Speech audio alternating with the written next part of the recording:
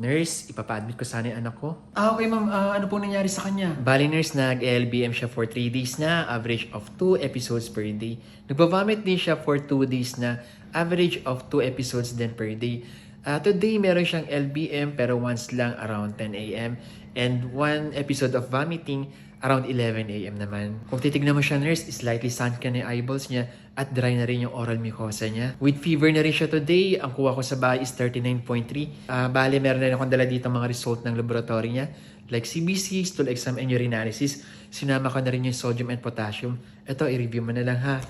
Ito rin nurse yung listahan ng mga gamot na binigay ko sa bahay. Nakalagay na rin dito kung anong oras ko siya huling binigay. Gumawa na rin ako nurse ng present medical history ng anak ko ha. Ito, paka-review na lang. Papa-admit kami nurse under Dr. Makislap. Na-transcribe ko na rin yung order niya. Ito, paki-carry out na lang ha. Ay nurse, meron ka pa bang gustong itanong? Ay ma'am, wala na po akong tanong. Dahil lahat po na naisip kong itanong, sinagot niyo na po agad. Maraming salamat po ha. Maraming salamat din nurse ha. Sana makalipat agad kami ng kwarto.